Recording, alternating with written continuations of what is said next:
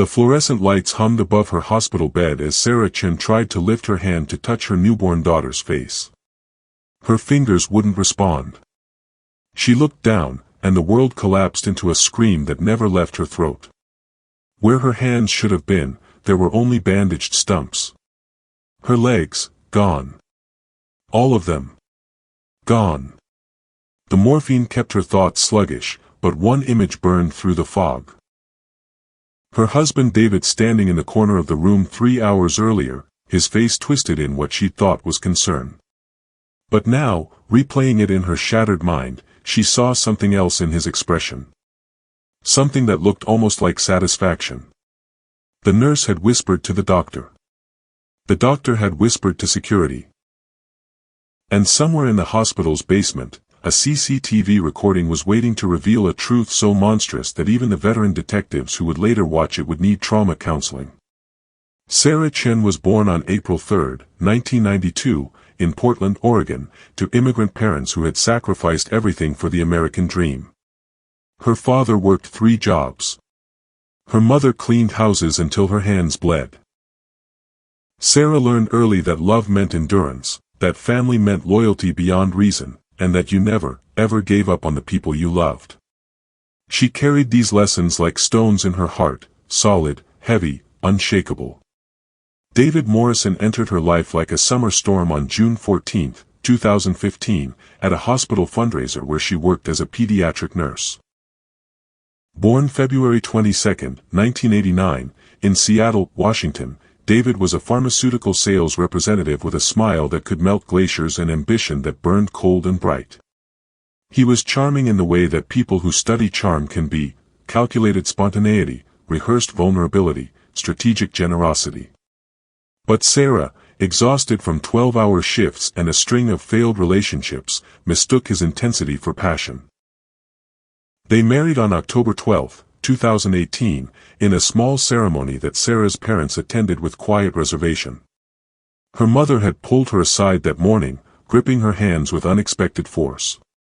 Some men, she'd said in Mandarin, wear masks so long they forget their real face underneath. Sarah had laughed it off as maternal anxiety. Now, years later, that moment would haunt her like a ghost she'd invited into her own home. By 2025, they'd been trying for a baby for 3 years. Each negative test drove an invisible wedge deeper between them.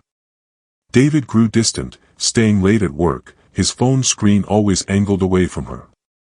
Sarah poured herself into hope, into fertility treatments, into the belief that a child would resurrect whatever was dying between them. She ignored the credit card statements showing charges at hotels she'd never visited. She ignored the perfume smell that wasn't hers clinging to his collar.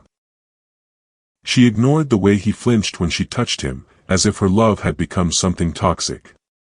When she finally got pregnant in January 2026, David's reaction was strange, not joy, but something closer to resignation. He smiled, kissed her forehead, and said all the right words. But his eyes held the flat effect of someone calculating, planning, rearranging pieces on a board she couldn't see. The pregnancy was difficult. Gestational diabetes. Preeclampsia. Constant monitoring.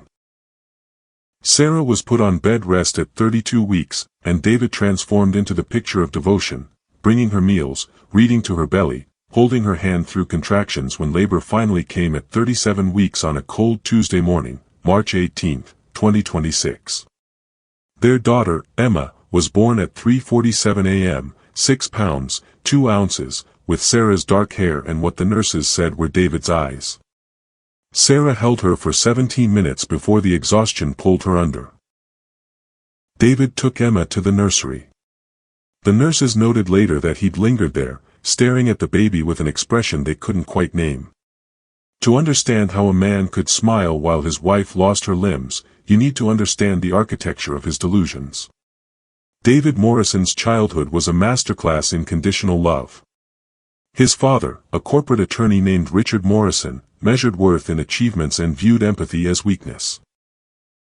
David learned early that love wasn't freely given, it was earned through performance, through winning, through being better than everyone else. When he failed to make varsity baseball in 10th grade, his father didn't speak to him for 3 weeks. When he graduated summa cum laude from university, his father's only comment was, "Your cousin graduated from Harvard." David's mother, Patricia, was a ghost in her own home, medicated, distant, moving through rooms like smoke. She'd had her own dreams once, before Richard, before the marriage became a cage. David watched her fade year by year, and he learned another lesson: women were obstacles to ambition, anchors that dragged you down to their level of ordinary suffering. He met Sarah when his career was ascending, but his personal life was a carefully maintained lie. He'd been engaged once before, to a woman named Jessica, who discovered his affair with her sister and destroyed his reputation in their social circle. He'd moved to Portland to escape the whispers, to restart, to find someone naive enough to believe his performance. Sarah was perfect, kind, trusting, self-sacrificing. The daughter of immigrants who taught her that you make relationships work through sheer force of will. She was beautiful in an understated way, intelligent but not threatening, devoted but not demanding. She was exactly the kind of woman who would ignore red flags because confronting them would mean admitting she'd made a mistake. But David hadn't counted on one thing: his inability to maintain the mask long-term. By their second anniversary, the act was exhausting him. He started an affair with his co-worker, Melissa Grant, a woman as calculating as he was, who saw their relationship as transactional and temporary. She had no interest in marriage or children. She was free in all the ways Sarah wasn't. When Sarah got pregnant, David's world crystallized into a single terrible clarity: he was trapped. Divorce would mean child support, splitting assets, the humiliation of another failed relationship. His father's voice echoed in his head: Morrison, men don't fail. They adapt.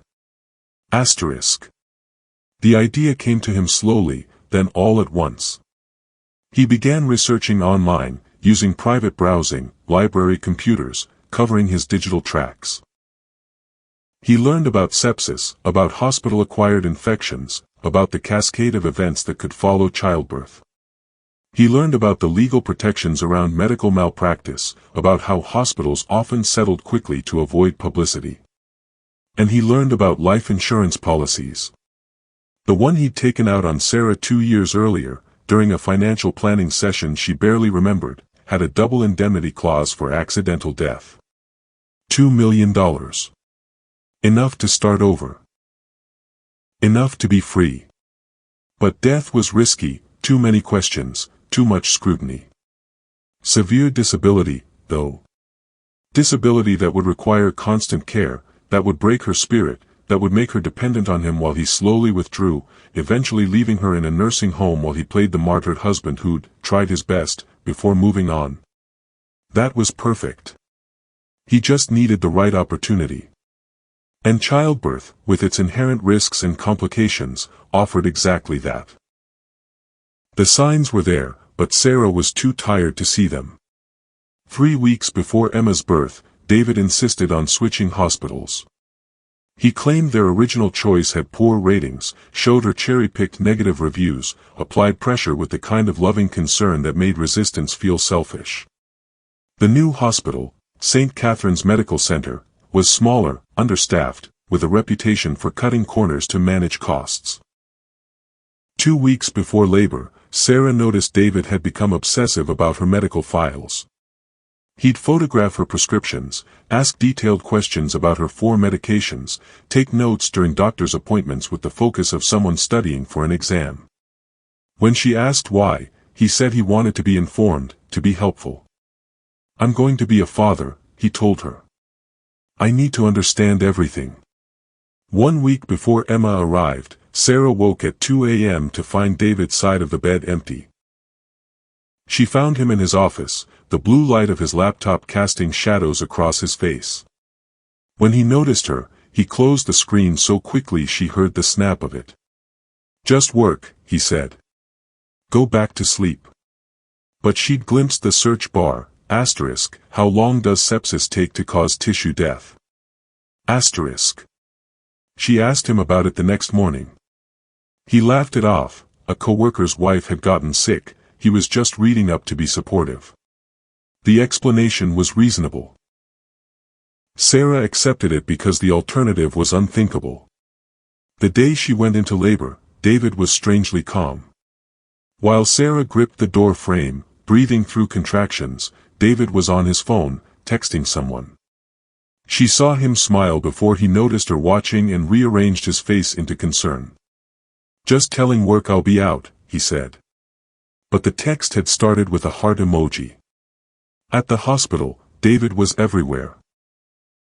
Helping nurses, asking questions about procedures, volunteering to get supplies. One nurse later told investigators she'd found it odd how insistent he was on handling Sarah's water pitcher personally, how he'd waved her off when she offered to refill it. During labor, Sarah was too consumed by pain to notice David stepping out repeatedly, returning with that same strange calmness. She didn't see him in the hallway, speaking in low tones with a janitor who looked nervous and pocketed something David handed him. She didn't see David slip into the supply room for 90 seconds before returning to her side. After Emma was born, after they'd placed her daughter in her arms and Sarah had felt that overwhelming surge of love that made everything, every hour of sickness, every moment of fear, worth it, she'd looked at David. He was watching her with an expression she couldn't read. It wasn't joy. It wasn't love. It was something patient. Waiting. "I'm so proud of you," he'd said, kissing her forehead. But his lips were cold. By the second day, Sarah's fever spiked to 103. The pain in her extremities was excruciating. Her fingers turned mottled, purple, black. The doctors rushed in, threw around words like septic shock and disseminated intravascular coagulation. David stood by the window, his back to her, his shoulders moving in what the nurses assumed was sobbing. But when he turned around, his face was dry. 72 hours after giving birth to Emma, Sarah Chen woke from emergency surgery to discover her hands and feet had been amputated to save her life. The surgeon, Dr. Rachel Patel, sat beside her bed with the kind of exhaustion that comes from delivering unbearable news. "The infection spread too quickly," she explained, her voice carefully steady. "Necrotizing fasciitis complicated by septic shock. Your extremities lost blood flow. We had no choice." Sarah's mind couldn't process it. She looked down at the stumps wrapped in pristine white bandages, and her brain insisted this was wrong, that her hands were simply hidden, that she could still feel her fingers. Phantom sensation, they called it. The ghost of limbs that no longer existed. David stood in a corner, his face buried in his hands. The nurses whispered about how devoted he was, how he hadn't left the hospital in 3 days. One nurse brought him coffee. Another told Sarah how lucky she was to have such a supportive partner. But Sarah, through the morphine and shock, noticed something that made her blood turn cold despite the fever still coursing through her body. When David lowered his hands from his face, before he noticed she was watching him, there was something wrong with his expression. His mouth was turned down, his eyebrows furrowed in what should have been anguish. But his eyes held the bright, alert quality of someone who just solved a difficult puzzle. When he saw her looking, his face rearranged itself into devastation so quickly it was like watching someone pull on a mask. He rushed to her bedside, careful not to touch where her hands used to be, and sobbed against the pillow beside her head. "I'm so sorry," he choked out. "I'm so sorry this happened to you. Not to us. To her." Sarah wanted to speak, to ask the questions forming in her morphine-clouded mind, but her throat was raw from the breathing tube. She could only stare at the ceiling and wonder why, in the midst of the worst moment of her life, she suddenly felt afraid of her husband. "Dar." Patel pulled David aside. Sarah couldn't hear their conversation, but she could see the doctor's body language, rigid, suspicious, uncomfortable. David's responses were animated, hands gesturing, face contorted with apparent confusion and grief. The doctor looked down at her tablet, then back at David, and Sarah saw her make a decision. She nodded curtly and walked away, but not before glancing back at Sarah with an expression that said, "I'm going to find out what happened to you." That night, while Sarah drifted in and out of consciousness, she heard voices outside her room. David was arguing with someone, a woman. The woman's voice was familiar, though Sarah couldn't place it. "You said it would be clean," the woman hissed. "You said no one would ask questions." "They won't," David replied, his voice cold in a way Sarah had never heard before. "Hospital-acquired infection. Tragic but not criminal. We stick to the story." "And her?" A pause. Then. "She'll never prove anything. And even if she suspects, who would believe her?" The traumatized new mother, pumped full of pain medication, looking for someone to blame. "I've been the perfect husband. Everyone has seen that." Sarah's heart monitor began to beat faster. The nurse rushed in, and the voices outside went silent. By the time the nurse left, the hallway was empty. But Sarah was no longer drowning in shock. She was waking up to a reality more horrific than the loss of her limbs. Her husband had done this to her. Somehow, in some way she didn't yet understand, David had orchestrated her mutilation. And he thought he'd gotten away with it. Dr. Rachel Patel had been a surgeon for 15 years, and in that time, she developed an instinct for things that didn't add up. Sarah Chen's case screamed at her instincts like a siren. Postpartum sepsis happened, but not like this.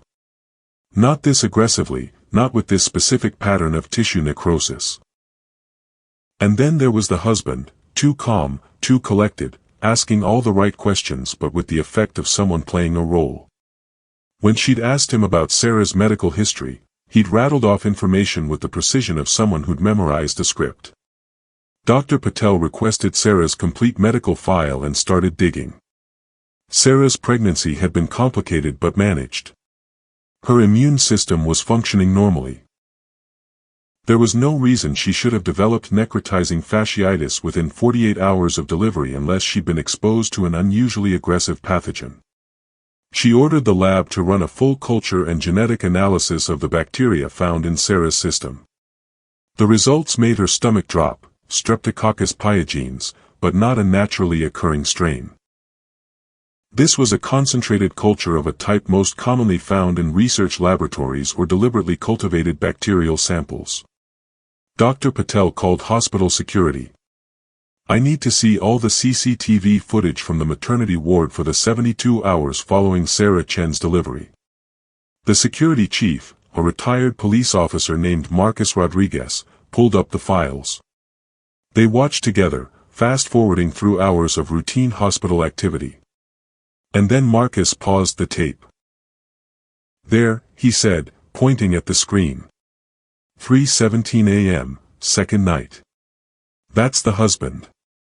David Morrison was visible on camera, entering the supply room.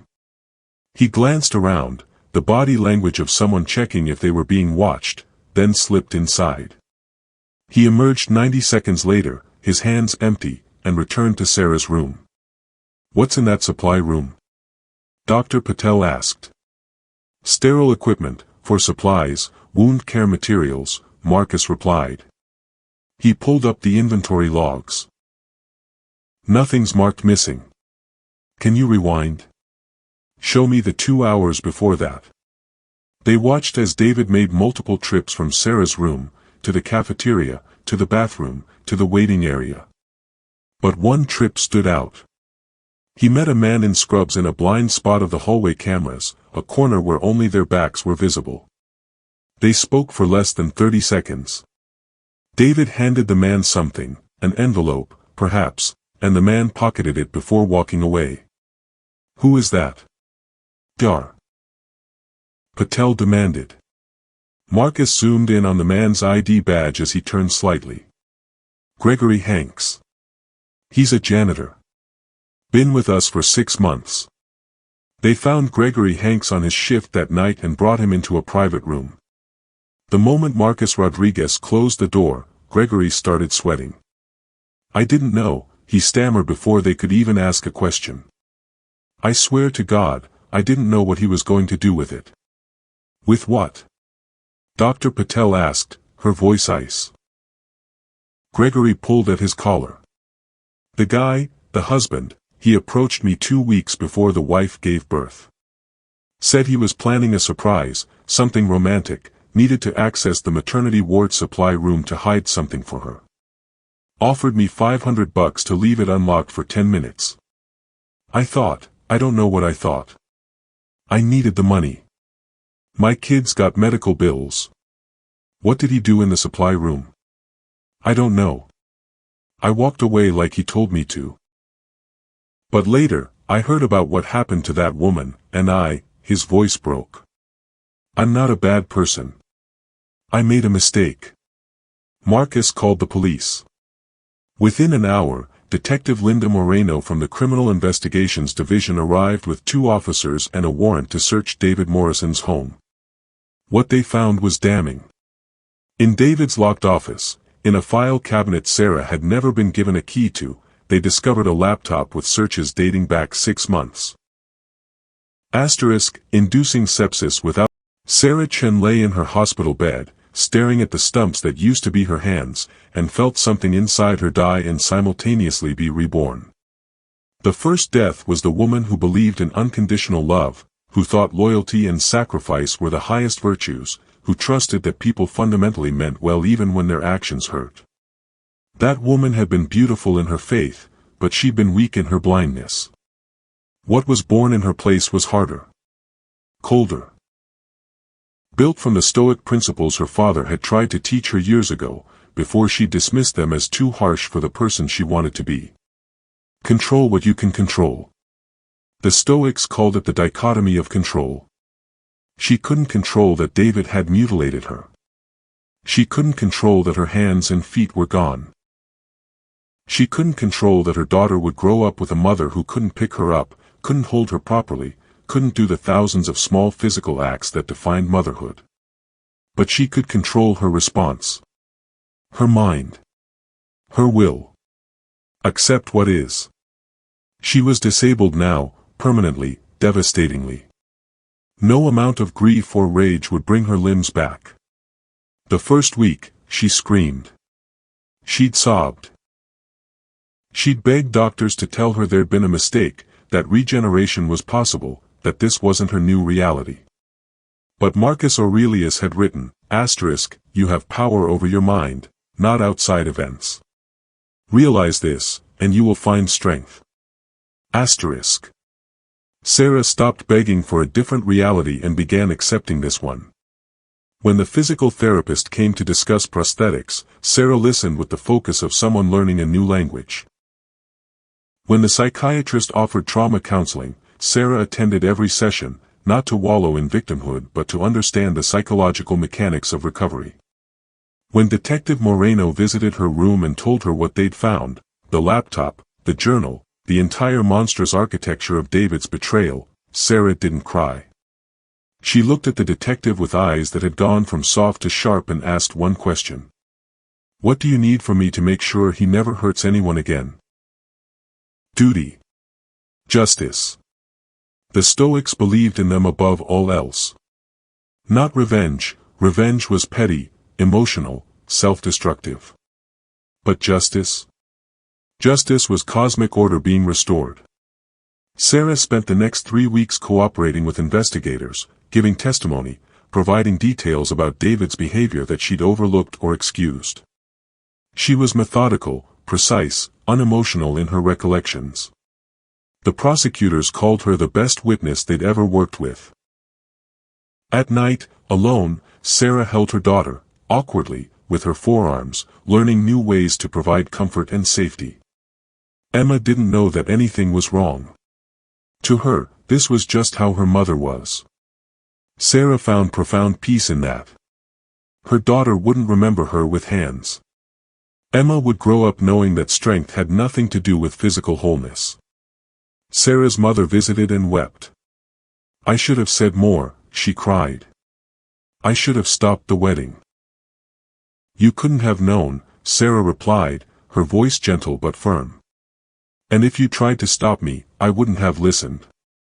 Some lessons can only be learned through pain. Her father sat beside her bed and said nothing for a long time. Then, in Mandarin, Zhuangzi wrote that the tree that bends survives the storm while the rigid tree breaks. You're bending. You're surviving. Sarah smiled, the first real smile since the surgery. I'm not just surviving, Baba. I'm preparing.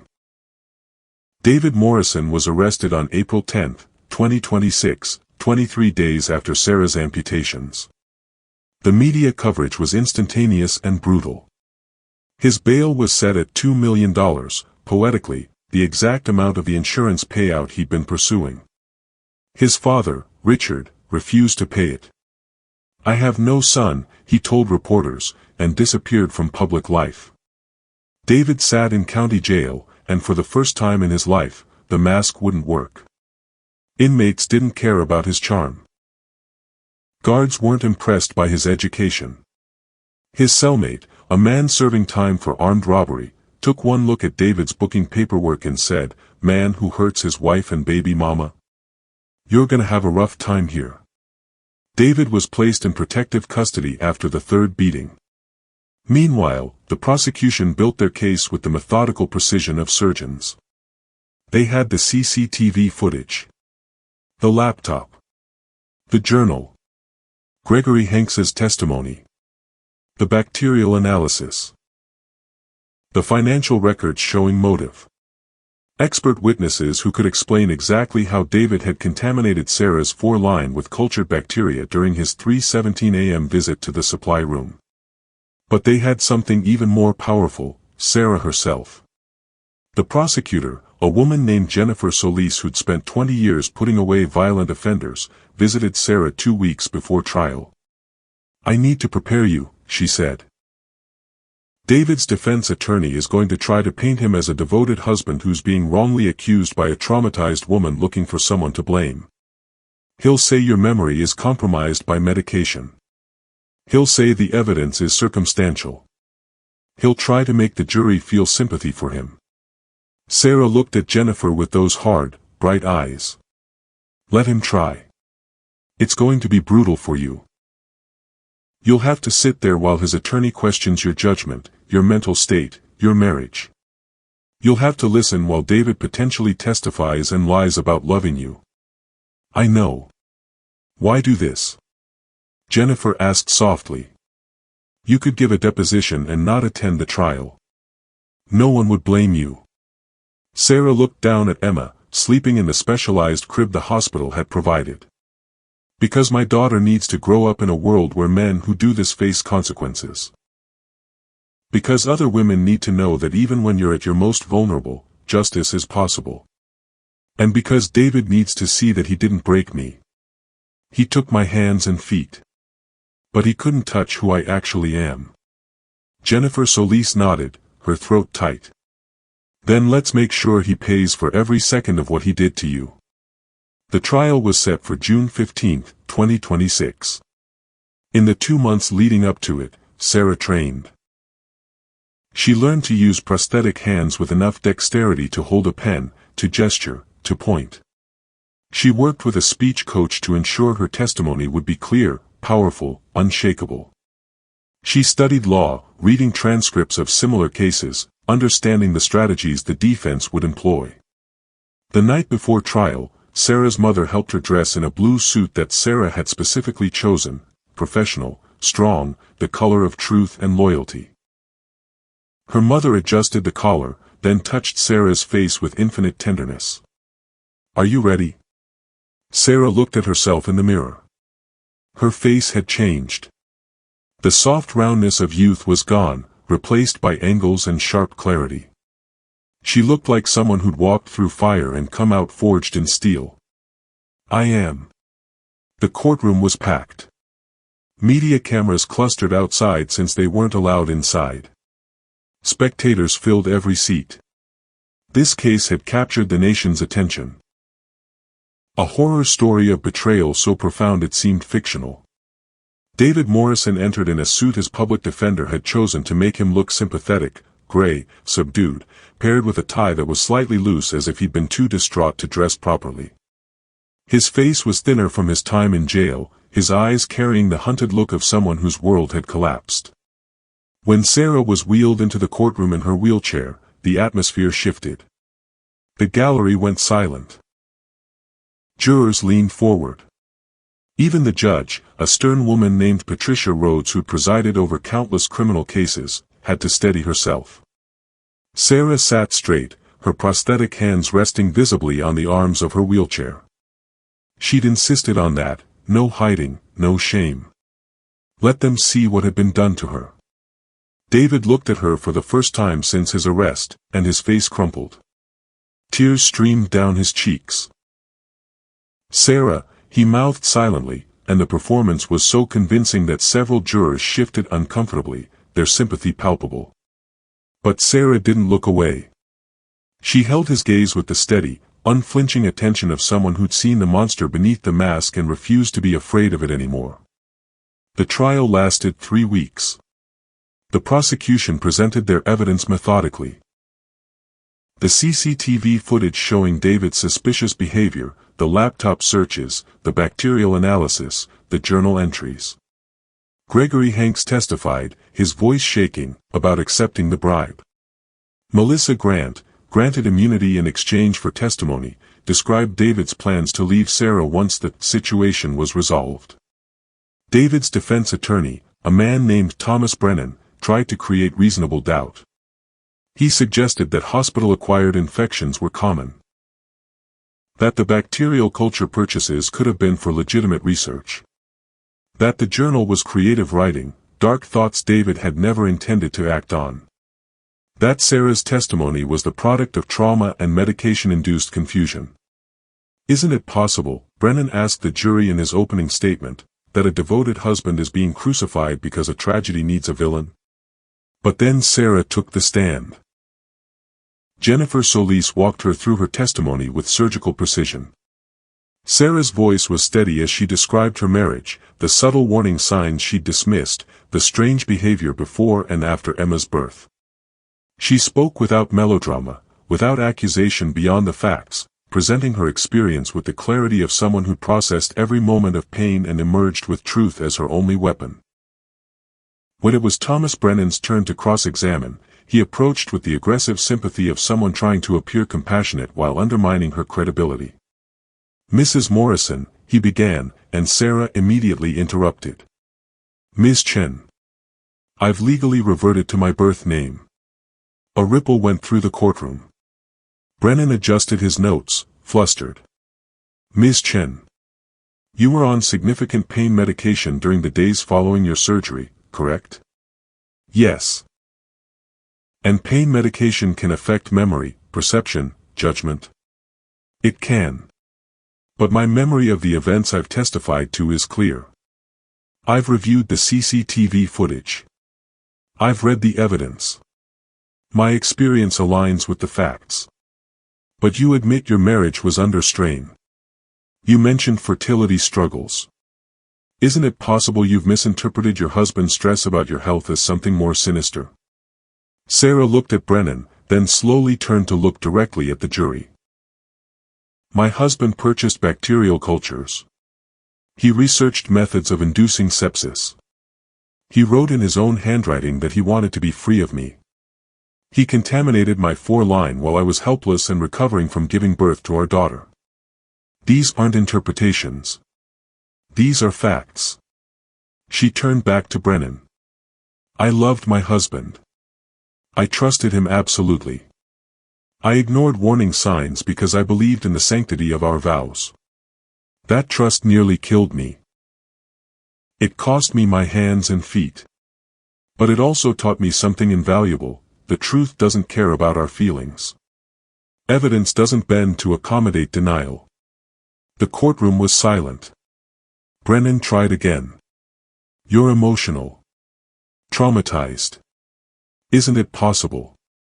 "I'm clear," Sarah cut him off, her voice ringing through the courtroom. "Probably clearer than I've ever been in my life. When everything else is stripped away, when you lose the ability to do basic things you took for granted, you're left with only what's essential. Truth. Justice. The duty to protect others from the person who harmed you. She leaned forward slightly. I see my husband clearly now. And I want this jury to see him too. Not the mask he shows the world, but the man who calculated my suffering down to the bacterial strain he chose. When David took the stand in his own defense, his testimony was everything his lawyer had coached: remorseful, confused, devastated by the accusations. He wept. He proclaimed his love for Sarah. He claimed the evidence was misunderstood, taken out of context, that he'd never harmed the mother of his child. But then, during cross-examination, Jennifer Solis asked one simple question. Mr. Morrison, in your journal entry dated March 20th, 2 days after your wife's surgery, you wrote, "It worked. No one suspects." What worked? David froze. His mouth opened, closed. I don't remember writing that. I was exhausted. Stressed.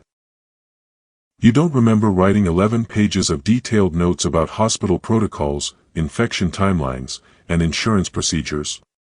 I must have been researching. Trying to understand what happened to Sarah. To help her. Jennifer nodded slowly. So you were helping your wife by writing, and I quote, "In 6 months, I'll move her to long-term care and disappear with M. Finally free." You were helping her by planning to abandon her. David's face flushed. You're twisting my words. I'm reading them exactly as you wrote them, Mr. Morrison. Jennifer walked back to the prosecution table and picked up the journal, holding it up for the jury to see. These are your words. Your handwriting. Your plan. And the only thing that stopped you was that security footage and a doctor who cared enough to ask questions. David stared at Sarah then, and for just a moment, the mask slipped. His face twisted into something ugly. Frustration, rage, the petulant anger of someone whose carefully constructed scheme had failed. The jury saw it. Everyone saw it. The jury deliberated for 4 hours. When they returned, the forewoman stood and read the verdict with a voice that shook slightly, guilty on all counts. David Morrison was convicted of attempted murder, aggravated assault, conspiracy to commit insurance fraud, and reckless endangerment. He was sentenced to 40 years in prison without possibility of parole for 25 years. He would be 64 years old before he could even apply for release. As the bailiffs led him away, David turned to look at Sarah one last time. She met his eyes and felt nothing, no rage, no satisfaction, no grief. He'd become irrelevant to her life, a chapter closed, a lesson learned. The civil suit that followed was swift. Sarah was awarded the full $2 million insurance payout plus additional damages for emotional distress and medical expenses. David's assets, his pension, his savings, his half of their home, were seized. The court ensured he would profit nothing from his crime. Sarah used the money to establish a foundation for survivors of domestic violence and medical trauma. She called it the Emma Chen Foundation, after her daughter, whose middle name she'd changed from her father's surname to her own mother's maiden name. Melissa Grant lost her job and faced charges as an accessory. She took a plea deal, 3 years in prison in exchange for her testimony. She gave one interview from prison where she said, "I thought I was smarter than everyone else. I thought we were above consequences. I was wrong." Gregory Hanks, the janitor who'd accepted David's bribe, was sentenced to 18 months in community service. Upon his release, he volunteered with Sarah's foundation, speaking to young people about the consequences of seemingly small moral compromises. "I took $500 to look the other way," he told the audience, his voice heavy with remorse. "And a woman lost her hands and feet because I needed rent money." There's no such thing as a small moral compromise when someone else pays the price. Dr. Rachel Patel received a commendation from the medical board for her diligence in investigating Sarah's case. She became an advocate for improved hospital security protocols and mandatory review processes for unusual infection patterns. "We trust too easily in medical settings," she said in interviews. We assume everyone in scrubs has good intentions. Sarah's case taught me that vigilance isn't paranoia. It's responsibility. The hospital, St. Catherine's Medical Center, settled with Sarah for an undisclosed amount and implemented sweeping security reforms. Supply rooms now required keycard access with logged entries. All visitors were subjected to more stringent screening. The administration publicly apologized, though Sarah noted that apologies without systemic change were merely public relations. Emma Chen grew up knowing her mother was different, but she never knew a time when her mother was any other way. To her, Sarah was simply mom, strong, fierce, capable in ways that had nothing to do with physical hands. Sarah adapted every aspect of parenting to her new reality. She couldn't button Emma's tiny clothes, so she dressed her in elastic waist pants and pullover shirts. She couldn't braid Emma's hair with fingers, so she learned to use adaptive tools and eventually taught Emma to braid her own hair by age 4. Sarah's mother moved in to help during the first year, but gradually, Sarah's independence grew. She learned to cook with adaptive kitchen tools. She drove using hand controls. She returned to nursing in an administrative capacity, using her experience to advocate for disabled healthcare workers and patients. But the nights were still hard. Sometimes Sarah would wake from dreams where she had hands, where she could feel her fingers flexing, and the grief would hit her fresh and devastating. She would go to Emma's room and watch her daughter sleep, and remind herself of the Stoic principle: focus on what remains, not what is lost. What remained was her mind. Her will. Her capacity to love and protect and fight. David had taken her hands and feet, but he hadn't taken her personhood. And in that truth, Sarah found not just survival, but a strange, hard-won peace. 2 years after the trial, Sarah Chen sat in a podcast studio, her prosthetic hands resting on the table in front of her. The host, a woman named Jennifer Kim who specialized in survivor stories, had asked her the question everyone wanted to know. How do you forgive something like this? Sarah considered the question carefully, the way she considered everything now, with precision, with clarity, with the hard-won wisdom of someone who'd been destroyed and rebuilt herself from fragments. I don't forgive it, she said finally. Forgiveness implies that what happened was somehow acceptable if I can just find enough grace in my heart. But what David did wasn't forgivable. It was monstrous. It was calculated cruelty for personal gain. Jennifer leaned forward. Then how do you move forward? How do you live without that forgiveness? Sarah smiled, a real smile, not bitter, not broken. I learned something from the Stoics, from Marcus Aurelius and Epictetus. They wrote about focusing on what's within your control. I can't control what David did to me. I can't control that I lost my hands and feet. I can't control that my daughter will never feel her mother's fingers tickle her or braid her hair the traditional way. She paused, looking down at her prosthetics. But I can control how I respond. I can control whether I let his actions define me or whether I define myself despite them. I can control whether I become bitter and broken or whether I use this experience to help others. That sounds incredibly difficult. It is, Sarah admitted. Some days I wake up and the grief is overwhelming. Some days I see mothers at the park with their children and I have to walk away because the pain of what I've lost feels unbearable. But then I remember, David wanted to break me. He wanted to make me so dependent, so destroyed, that I would fade away while he moved on to his new life. Her voice hardened. My refusal to break is the greatest revenge I could ever take.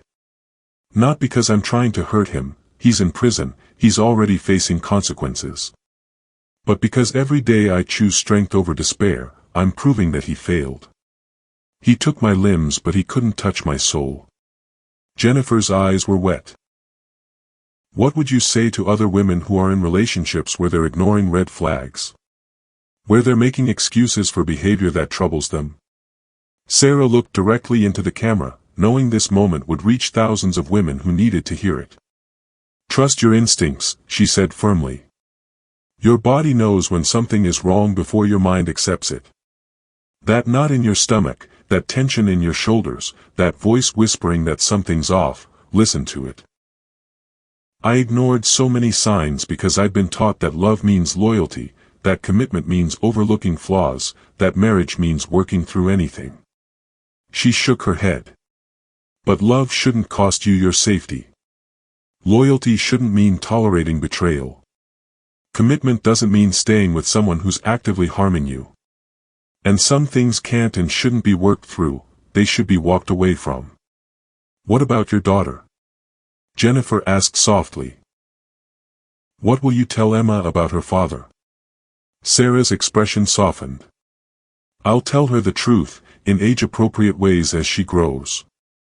I'll tell her that her father made terrible choices that hurt me and could have killed me.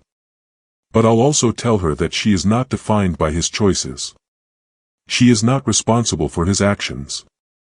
She is her own person, and she has the power to be whoever she chooses to be. That his darkness doesn't have to be her inheritance. Exactly, Sarah agreed. One of the most insidious things about trauma is how it tries to replicate itself across generations. Children of abusers sometimes become abusers. Children of victims sometimes become victims. But that cycle can be broken with awareness, with therapy, with intentional choices to be different. She looked down at Emma, who was playing quietly in the corner of the studio with a production assistant, and her face filled with fierce protective love. Emma will grow up knowing that strength isn't about physical ability. That courage isn't about never being afraid. That resilience isn't about never breaking, it's about how you put yourself back together after you've been shattered. Jennifer wiped her eyes.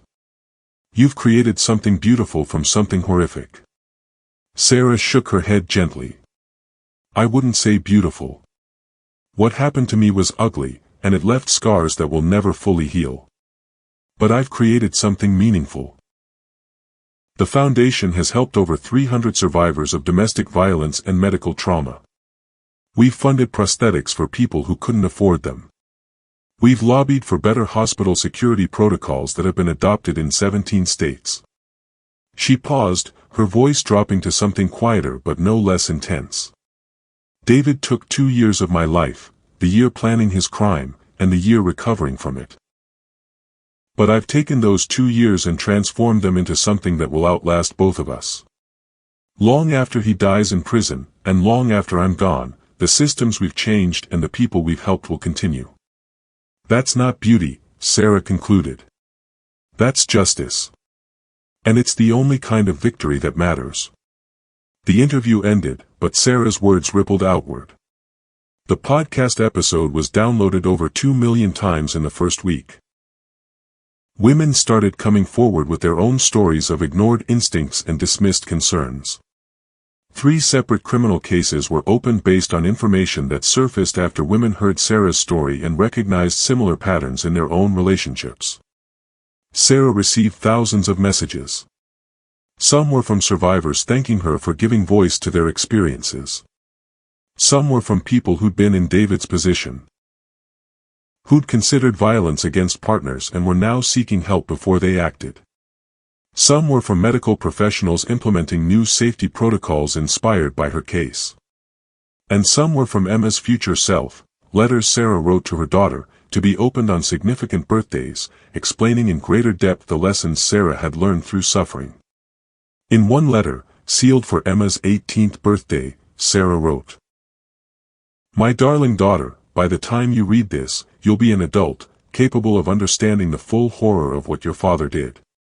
You'll have questions I can't answer, about how I could have loved someone capable of such cruelty, about whether I blame myself, about whether you should fear becoming like him, asterisk. Here's what I want you to know, I loved a person who didn't exist. I loved the mask your father wore, not the man beneath it. And I don't regret that love, because it brought me you. But I learned that love without wisdom is dangerous. That trust without vigilance is naive. That we must balance hope with discernment, asterisk. You are not your father. You carry his DNA, but you are shaped by choices, by values, by the examples set for you. I've tried to show you that strength comes from integrity, that power comes from self-control, that greatness comes from using your gifts to help others. Asterisk.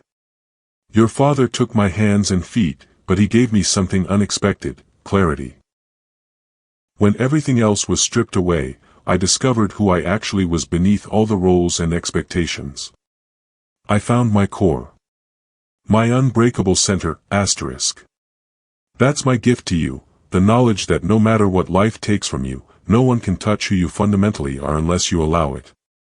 Your body may fail. Your circumstances may change. People may betray you. But your character, your choices, remain yours alone. Asterisk. Live with courage. Love with wisdom. And never, ever ignore the voice inside you that says something is wrong. That voice saved my life. Let it save yours. Asterisk. With all the love my changed hands can express, Mom. Asterisk. Sarah Chen's story is one of unimaginable betrayal and extraordinary resilience. It forces us to confront uncomfortable questions about the people we trust, the instincts we ignore, and the ways vulnerability can be weaponized. But it also offers profound hope. That even when we're broken in the most devastating ways, we retain the power to choose who we become. So I want to ask you, have you ever ignored a red flag in a relationship because acknowledging it would mean facing an uncomfortable truth? Have you ever dismissed your instincts because you wanted to believe the best in someone? And if you're in a relationship right now where something feels wrong, where your partner's actions don't match their words, where their love feels conditional or controlling, where you find yourself making excuses for behavior that troubles you, what will you do about it? Sarah's tragedy was that she saw the signs but chose loyalty over safety. Her triumph was that she transformed her suffering into systematic change that will protect others. The question isn't whether bad things can happen to good people. Sarah's story proves they can, in the most horrific ways. The question is what we do with the knowledge that such evil exists. Do we become paranoid and closed off? Or do we become wisely vigilant, trusting our instincts while remaining open to genuine love? Drop your thoughts in the comments. Have you or someone you know ignored warning signs in a relationship? What helped you finally see the truth? And for those who survived betrayal, how did you rebuild? If this story affected you, please share it. Not for the shock value, but because somewhere, someone is ignoring the same red flags Sarah ignored. Someone is making excuses for behavior that will eventually destroy them.